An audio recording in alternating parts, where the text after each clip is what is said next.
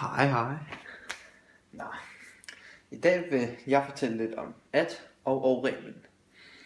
Vi har fundet mange gode regler på internettet, men mig og Christoffer fandt en specielt god en, som vi synes, at vi vil dele med jer.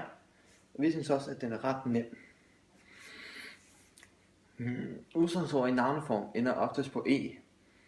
Der kan sættes at foran, som f.eks.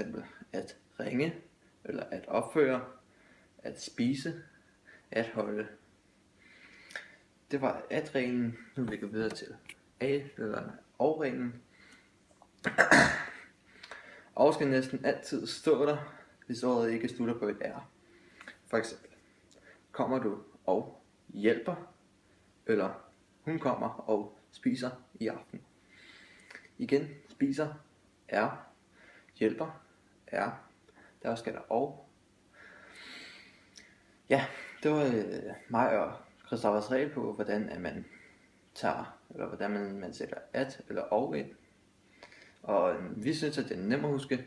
Jeg ved ikke lige med jer, men ja. Farvel. Boom.